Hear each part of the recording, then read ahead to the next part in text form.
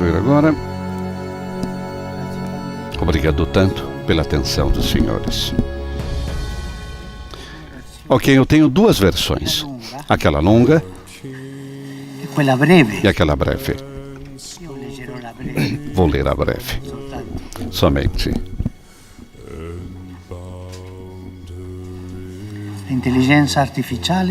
A inteligência artificial é um instrumento fascinante e tremendo. Saúdo todos vocês, líderes do Fórum Intergovernamental do G7. Saúdo Honorevole Giorgia Meloni. Saúdo a secretária da União Europeia. Senhor presidentes, reis e todos vocês que estão presentes.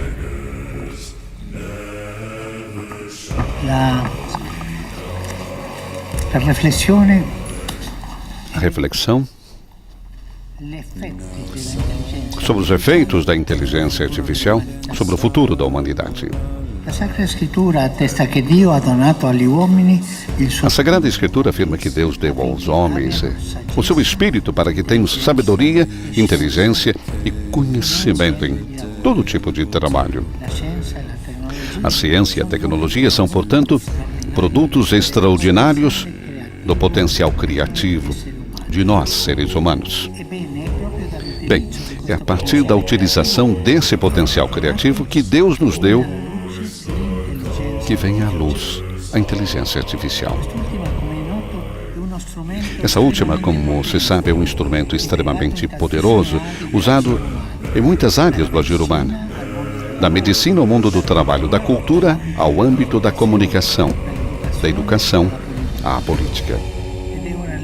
E agora, é lícito presumir que seu uso influenciará cada vez mais a maneira como vivemos, nossas relações sociais e, no futuro, até mesmo a maneira como concebemos a nossa identidade como seres humanos.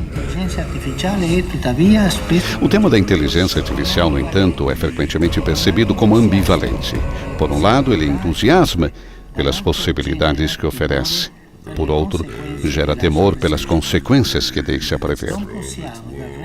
Além disso, não podemos duvidar que o advento da inteligência artificial represente uma verdadeira revolução cognitivo-industrial que contribuirá para a criação de um novo sistema social, caracterizado por transformações epocais complexas. Por exemplo, a inteligência artificial poderia permitir a democratização do acesso ao conhecimento, o progresso exponencial da pesquisa científica, a possibilidade de delegar às máquinas trabalhos árduos, mas ao mesmo tempo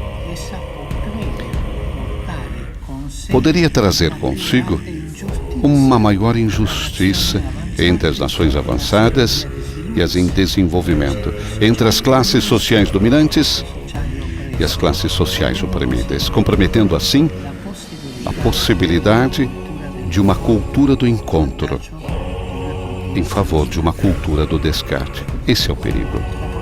Di queste complesse trasformazioni è ovviamente legata al rapido sviluppo tecnológico. A extensão dessas transformações complexas está obviamente ligada ao rápido desenvolvimento tecnológico da própria inteligência artificial.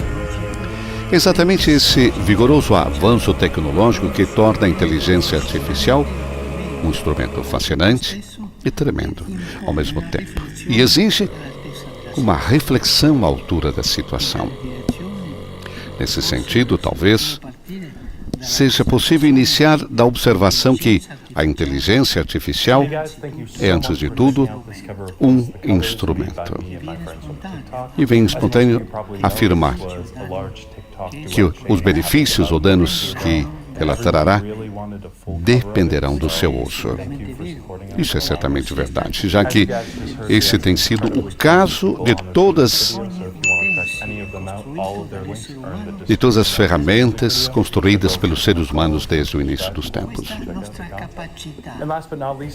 Essa nossa capacidade de construir ferramentas em uma quantidade e complexidade inigualáveis entre os seres vivos faz com que se fale de uma condição tecno-humana. O ser humano sempre manteve um relacionamento com o ambiente, mediado pelos instrumentos que aos poucos produziu. Nós, seres humanos, de fato, vivemos em uma condição de ulterioridade em relação ao nosso ser biológico. Somos seres desequilibrados em direção ao que está fora de nós, na verdade, radicalmente abertos ao além. E é aí que se origina a nossa abertura para os outros e para Deus. É aí que se origina o potencial criativo de nossa inteligência, em termos de cultura e beleza. É aí que se origina a nossa capacidade técnica. A tecnologia é, portanto, um traço dessa nossa ulterioridade. Entretanto, o uso de nossas ferramentas nem sempre é direcionado exclusivamente para o bem. Mesmo que o ser humano sinta dentro de si uma vocação para o além e para o conhecimento vivido como instrumento do bem a serviço dos irmãos e da casa comum, isso nem sempre acontece, pelo contrário. Não poucas vezes, precisamente por causa de sua radical liberdade, a humanidade perverteu os fins de seu ser, transformando-se em inimiga de si mesma e inimiga do planeta. O mesmo destino pode se abater sobre os instrumentos tecnológicos. Somente se for garantida sua vocação ao serviço do homem, os instrumentos tecnológicos revelarão não só a grandeza e a dignidade únicas do ser humano, mas também o mandato que este recebeu de cultivar e cuidar o planeta e todos os seus habitantes. Falar de tecnologia é falar do que significa ser humano e, portanto, de nossa condição única entre liberdade e responsabilidade, ou seja, é falar de ética. Não se pode descartar uma coisa da outra. Isso é verdade em maior medida para a inteligência artificial, que é um instrumento ainda mais complexo. Eu quase diria que é um instrumento sui generis. É sempre bom lembrar que a máquina pode, em certas formas e por esses novos meios, produzir escolhas algorítmicas. O que a máquina faz é uma escolha técnica entre várias possibilidades e se baseia em critérios bem definidos ou em interferências estatísticas. O ser humano, por outro lado, não apenas escolhe, mas em seu coração é capaz de decidir. Por essa razão, diante dos prodígios das máquinas, que parecem ser capazes de escolher independentemente, devemos ter claro que o ser humano deve sempre ficar com a decisão, mesmo com os tons dramáticos e urgentes, com os quais às vezes se apresenta em nossas vidas. Condenaríamos a humanidade a um futuro sem esperança se tirássemos das pessoas a capacidade de decidir sobre si mesmas e suas vidas, condenando-as a depender das escolhas das máquinas. Precisamos garantir e proteger um espaço para o controle humano significativo sobre o processo de escolha dos programas de inteligência artificial. A própria dignidade humana depende disso. Precisamente sobre essa questão, permitam-me insistir. É um drama como os dos conflitos armados. É urgente repensar o desenvolvimento e o uso de dispositivos como as chamadas armas letais autônomas, para proibir seu uso, começando já com um compromisso factível e concreto de introduzir um sempre maior e significativo controle humano. Nenhuma máquina jamais deveria escolher se tirar a vida de um ser humano. Colocar a dignidade da pessoa de volta ao centro, em vista de uma proposta ética compartilhada. Aqui, agora, como já disse, uma observação mais geral deve ser acrescentada ao que já foi dito.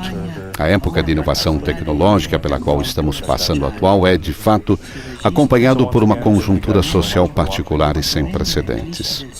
Registra-se como uma perda, ou pelo menos uma eclipse do sentido do humano e uma aparente insignificância do conceito de dignidade humana. Assim, nesta época, em que os programas de inteligência artificial questionam o ser humano e suas ações, é precisamente a fraqueza do ethos, ligado à percepção do valor e da dignidade da pessoa humana, que corre o risco de ser o maior vulnus da implementação e no desenvolvimento desses sistemas. De fato, não podemos esquecer que nenhuma inovação é neutra. Nenhuma inovação é neutra. A tecnologia nasce com um propósito e em seu impacto na sociedade humana sempre representa uma forma de ordem nas relações sociais e uma disposição de poder, permitindo que alguns realizem ações e impedindo que outros realizem outras. Essa constitutiva dimensão de poder da tecnologia sempre inclui, de forma mais ou menos explícita, a visão de um mundo daqueles que a criaram e a desenvolveram. Isso também se aplica aos programas de inteligência artificial. Para que esses programas sejam instrumentos de construção do bem e de um amanhã melhor, devem estar sempre voltados para o bem de todos os seres humanos. Devem ter uma inspiração ética. A decisão ética, de fato, é aquela que leva em conta não apenas os resultados de uma ação, mas também os valores em jogo e os deveres que derivam desses valores. É por isso que saudei, com favor, a assinatura em Roma, em 2020, da Rome Call for Ethics e seu apoio a essa forma de moderação ética dos algoritmos e programas de inteligência artificial que eu chamei de algorética. Em um contexto plural e global no qual diferentes sensibilidades e hierarquias plurais nas escalas de valores também são exibidas, parece difícil encontrar uma única hierarquia de valores. Mas na análise ética, também podemos recorrer a outros tipos de instrumentos. Se tivermos dificuldade para definir um único conjunto de valores globais, podemos, no entanto, encontrar princípios compartilhados com os quais abordar e resolver eventuais dilemas ou conflitos do viver.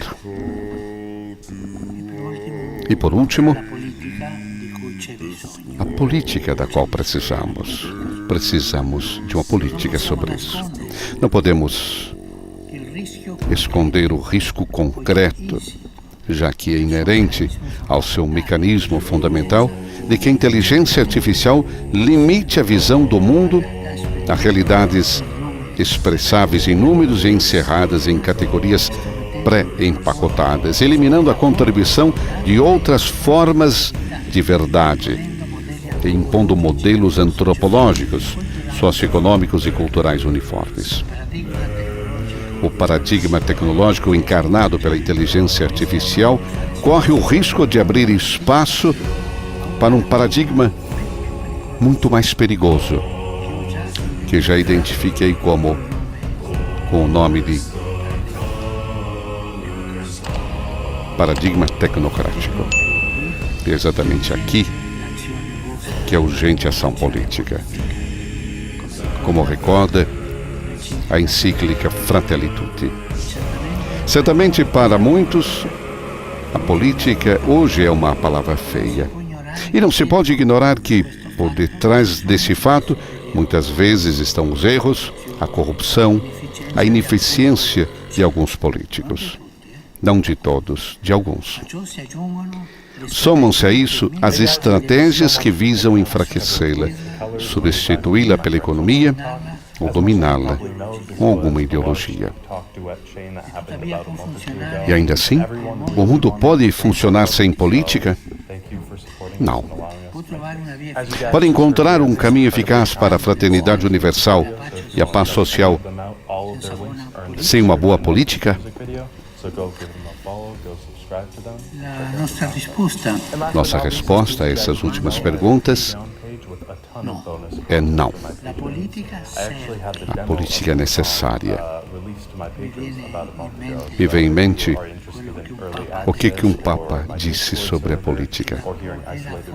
É a forma mais alta da caridade. É a forma mais alta do amor. A política serve. Gostaria de reiterar nessa ocasião que, diante de tantas formas de política mesquinhas, voltadas para o interesse imediato, a grandeza política é demonstrada quando, em momentos difíceis, se age com base em grandes princípios e tendo em mente o bem comum a longo prazo. O poder político tem dificuldade em acolher esse dever em um projeto de nação e, mais ainda, em um projeto comum para a humanidade presente e futura.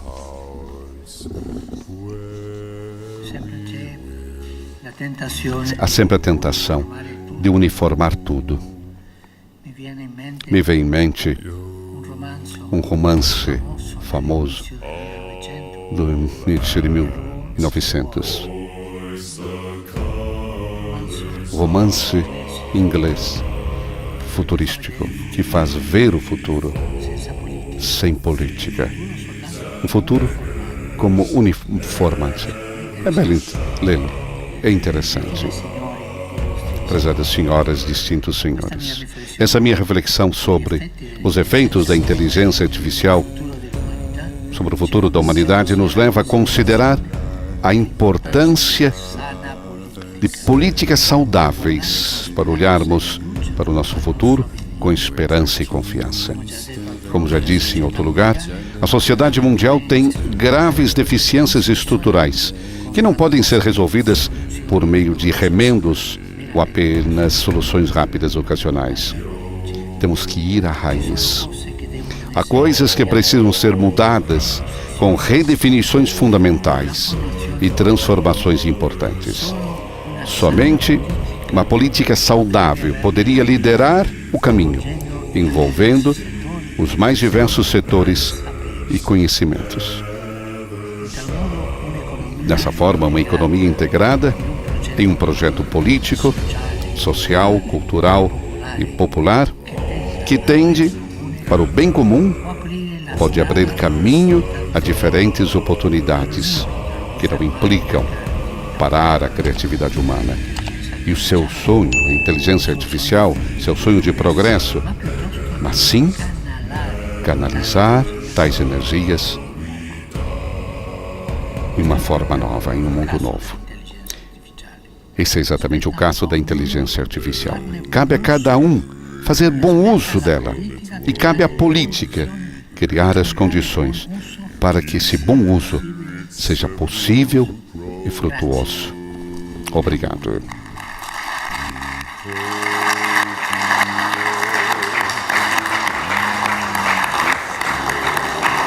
Conclui assim Papa Francisco. Obrigado mais uma vez por ter aceito o nosso convite. Obrigado pela primeira vez de um pontífice ao G7. Obrigado pelas suas palavras que são fontes de inspiração para cada um de nós. E obrigado por ter dado a sua disponibilidade em permanecer para ouvir as intervenções de outros líderes. E sabemos que o senhor é muito empenhado, senhor, mas muito obrigado. Nós vamos fazer agora